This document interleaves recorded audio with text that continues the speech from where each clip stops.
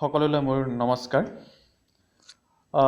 আমি আজিকালি আটাই দেখিছোঁ যে মানুহবোৰে ফেচবুক হওক হোৱাটছএপত হওক অসমীয়াতে লিখে।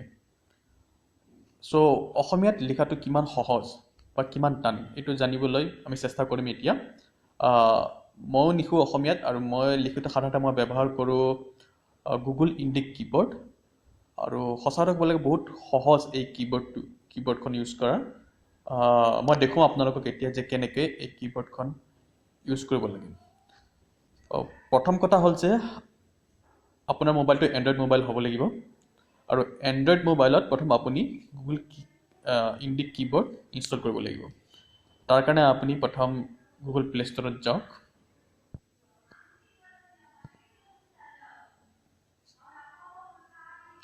গুগল প্লে ষ্টৰত গৈ ইয়াতে চাৰ্চ কৰক গুগল ইণ্ডিক কীবৰ্ড। চাওক এই প্ৰথম অপশ্যনটোৱে হৈছে গুগল ইণ্ডিক কীবৰ্ড আৰু ইয়াক ছিলেক্ট কৰক। এই গুগল কীবৰ্ডক আপুনি ইনষ্টল কৰিব লাগিব।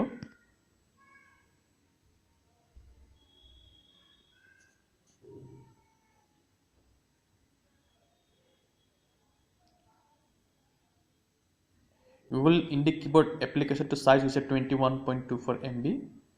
সেয়েহে আপোনাৰ মোবাইলত এইখিনি স্পেচ থাকিব লাগিব এইটো ব্যৱহাৰ কৰিবলৈ। যদি নাই আপুনি বেলেগ কিবা অদৰকাৰী যদি কিবা এপ্লিকেশ্যন আছে সেইটোক আপুনি ডিলিট কৰি দিয়ক।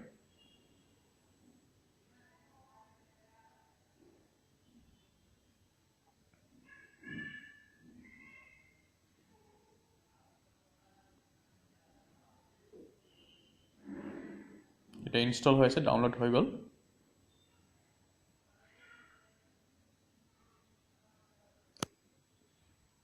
ইনষ্টলেশ্যনো কমপ্লিট হৈ গ'ল। এতিয়া আমি ইয়াৰ পৰা ওলাই আহিম। আপোনাৰ স্ক্ৰীণত আপুনি দেখিবলৈ পাব যেনেকৈ মোৰ ইয়াতে আহিছে গুগল ইণ্ডিক কীবৰ্ড। ছিলেক্ট কৰক তাক। বিভিন্ন ধৰণৰ ইয়াতে অপশ্যন আহিব। আপোনাৰ এনেবল ছেটিংছত যাওক আপুনি। প্ৰথম এনেবল ছেটিংছত ছেকেণ্ড অপশ্যনটো আপুনি দেখিছে যে গুগল ইণ্ডিক কীবৰ্ড, ইয়াক অন কৰক। Okay, select input method select কৰক। ইয়াতে দেখিছে প্ৰথমটো হৈছে ইংলিছ জি কীবৰ্ড, সেইটো নহয়। দ্বিতীয় অপশ্যনটো হৈছে গুগল ইণ্ডিক কীবৰ্ড ইংলিছ আৰু ইণ্ডিক লেংগুৱেজ। ছিলেক্ট কৰক। ছেট পাৰ্মিশ্যন নিদিলেও কথা নাই, একচেপ্ট কৰক।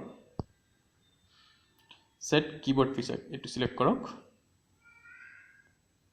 আপোনাৰ যেনেকুৱা ধৰণৰ কীবৰ্ড লাগে আপুনি ছিলেক্ট কৰক। মই প্ৰথমটো ছিলেক্ট কৰিছোঁ। এতিয়া আপুনি এখন স্ক্ৰীণ দেখিব। এই স্ক্ৰীণত আপুনি প্ৰথম ছিলেক্ট ইনপুট লেংগুৱেজ, প্ৰথম যিটো অপশ্যন আছে সেইটো ছিলেক্ট কৰক। ইয়াতে ইউজ ছিষ্টেম লেংগুৱেজ সেইটো নহয়, আমাক লাগে English and Indic keyboard language, দ্বিতীয় অপশ্যনটো। সেয়েহে আমি সেইটোত ক্লিক কৰিম। ক্ষমা কৰিব, মই প্ৰথম এইটো অফ কৰি ল'ব লাগিব যিটো এতিয়া ডিফল্ট আছে। এতিয়া আপুনি দেখিছে ইংলিছ ইণ্ডিক কীবৰ্ড লেংগুৱেজ এইটো ছিলেক্ট হৈছে। অ'কে, বাহিৰত আহিব পাৰোঁ আমি এতিয়া। সুন্দৰ। এতিয়া আমি ছেকেণ্ড অপশ্যনটোত যাওঁ, ইনপুট। ইয়াতে আপোনাক যিটো লাগে, যেনেকুৱা ধৰণৰ আপোনাক অপশ্যন আপুনি বিচাৰিছে, যেনে প্ৰথম ইংলিছ ইনপুটত দেখিছে আপুনি অটো কেপিটেলাইজেশ্যন। যদি আপোনাক লাগে অন কৰিবলৈ, মোক দৰকাৰ নাই, মই অফ কৰিলোঁ। অটো স্পেল কাৰেকশ্যন মোৰ দৰকাৰ নাই, মই অফ কৰি লৈছোঁ এইটো। ছাজেশ্যন মোক লাগে, মই অন কৰিছোঁ, কোনো সমস্যা নাই ইয়াতে। তাৰপিছত ইণ্ডিক লেংগুৱেজ ইনপুটত আহোঁ আমি। ইণ্ডিক লেংগুৱেজ ইনপুটত আপুনি দেখিছে অটো স্পেল কাৰেকশ্যন আছে আৰু auto space insertion. Auto spell correction মোক নালাগে, অটো স্পেচ ইনচাৰ্চনৰ দৰকাৰ নাই। যদি লাগে যদি আপুনি লিখিব পাৰে, মোক দৰকাৰ নাই, মই গুচাই লৈছোঁ সেইকাৰণে। এবাৰ কীবৰ্ডত যাওঁ আমি। কীবৰ্ডত চাউণ্ড অন কি প্ৰেছ আছে, ভাইব্ৰেট অন কি প্ৰেছ, যদি লাগে আপোনালোকে ৰাখিব পাৰে, নহ'লে অফ কৰি লওক। যিবোৰ লাগে, যিটো বস্তু লাগে আপুনি ইয়াৰ পৰা ছিলেক্ট কৰি ল'ব পাৰে আপোনালোকে। ডিক্সনাৰী আছে, ইউজাৰ ডিক্সনাৰী যদি আপোনাৰ আছে তাতে আপুনি চিংক কৰি ল'ব পাৰে যদি আপোনাক লাগে বুলি ভাবে। যদি নালাগে আপুনি গুচাই দিয়ক। আদাৰ্ছতে চাওক আপুনি, ষ্টেটিষ্টিক এইবোৰ দৰকাৰ নাই। এতিয়া আমি নোটত যাওঁ। ইয়াতে চাওক এতিয়া মোৰ লেংগুৱেজটো যদি আপুনি কীবৰ্ডখন ভালকৈ চাই এইটো উৰিয়া লেংগুৱেজত আছে এইটো মই চিলেক্ট কৰিলোঁ আকৌ দেখুৱাইছোঁ ABC অৰ্থাৎ ইংলিছত মোক লাগে এইটো আৰু এটা লাগে মোক অসমীয়া কিন্তু ইয়াতে এতিয়া উৰিয়া লেংগুৱেজ আছে মই এইটো প্ৰেছ কৰি দিলোঁ প্ৰেছ কৰি দিয়াৰ পিছত ইয়াতে আপোনাৰ যিটো লেংগুৱেজ লাগে আপুনি বাছি ল'ব পাৰে মোক অসমীয়া লাগে মই অসমীয়া ল'লোঁ অ'কে কি প্ৰেছ কেনেকুৱা ধৰণে লাগিব আপোনাক সুধিছে যি লাগে চিলেক্ট কৰি লওক আপুনি মই এনেকুৱা ধৰণৰ কিপেড চেঞ্জ কৰিলোঁ এতিয়া লেখাত কোনো সমস্যা নাই আপুনি যদি ইংলিছ লিখিব বিচাৰে ইংলিছলৈকে যাওক ABC ক্লিক কৰক আসাম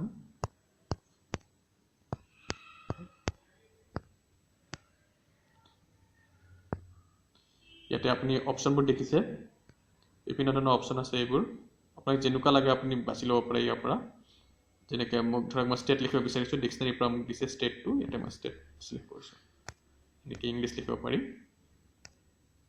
এতিয়া যদি অসমীয়া লিখিব বিচাৰে অসমীয়াটো লিখাটো বিৰাট সহজ ইয়াত মই অসমীয়া চিলেক্ট কৰিছোঁ ইয়াতে আপুনি ধৰক এতিয়া আপুনি লিখিব বিচাৰে অসমীয়াত কিবা এটা ইয়াৰে যেনেকৈ আপুনি সাধাৰণতে অসমীয়া ইংলিছ কেৰেক্টাৰবোৰ ইউজ কৰি যেনেকৈ অসমীয়া লিখে ইয়াতো ঠিক তেনেকৈ ধৰণে লিখিব লাগে যেনে ধৰক আপুনি এতিয়া লিখিব বিচাৰিছে অসম ইংলিছত হ'লে কেনেকৈ লিখিব ASOM বা ASAM তেনেকৈ ইয়াতে আপুনি লিখক ASAM চাওক ছাজেশ্যনত আহি গৈছে অসম চিলেক্ট কৰক অসম তাৰপিছত ধৰক এখন লিখিব বিচাৰিছোঁ এখন ইংলিছত লিখিলে কেনেকৈ লিখিব EKHAN ছাজেশ্যনত চাওক আকৌ এখন আহি গৈছে এখন চিলেক্ট কৰক ক্ষমা কৰিব এখন চিলেক্ট কৰক তাৰপিছত লিখিব বিচাৰিছোঁ মই ৰাজ্য RAJYA চাওক ৰাজ্যটো আহি গৈছে ইয়াতে প্ৰথম শব্দটো হৈছে ৰাজ্য ছাজেশ্যনত দেখুৱাইছে সেইটো চিলেক্ট কৰক আৰু হৈ গ'ল দেখিছে ইমান সহজ আপুনি যেনেকৈ ইংৰাজী বৰ্ণবোৰ ইউজ কৰি যেনেকৈ অসমীয়া লিখে ঠিক তেনেকৈ লিখক আৰু গুগল ইণ্ডিক কিপেডে আপোনাক কি কৰিব আপোনাক ডিক্সনাৰীৰ পৰা সেই আখৰবোৰ যিমানবোৰ এভেইলেবল আখৰ আছে ধৰক মই কিবা এটা লিখিব বিচাৰিছোঁ ধৰক মই লিখিব বিচাৰোঁ ভাৰত ক্ষমা কৰিব আকৌ লিখিছোঁ BHARAT ভাৰত চাওক ভাৰত আহিছে ইয়াতে ভাষাত আহিছে আৰু বিভিন্ন ধৰণৰ আপুনি যদি একেবাৰে সোঁহাতৰ অপশ্যনটো চিলেক্ট কৰে আপুনি বাকীবোৰ অপশ্যনত দেখা পাব চাওক কিন্তু কিমান ধৰণৰ হ'ব পাৰে সেই চাৰিটা শব্দ লগ হৈ কিমান ধৰণৰ অসমীয়া শব্দ হ'ব পাৰে সেই বৰ্ণকেইটা লগ হৈ যিটো আপোনাক দৰকাৰ আপুনি ইয়াতে চিলেক্ট কৰিব পাৰে যদি ভাৰত যদি লিখিব ভাষাটো যদি আপুনি চিলেক্ট কৰিব বিচাৰে ভাষাটো চিলেক্ট কৰক ভাষাটো আহি গ'ল দেখিলে নহয় কিমান সুন্দৰ কিমান ইজি আশা কৰোঁ আপোনালোকে এই ভিডিঅ'টো চাই আপোনালোকৰ সুবিধা হ'ব আপোনালোকে অসমীয়া লিখাত আপোনালোকৰ বহুখিনি সুবিধা হ'ব ধন্যবাদ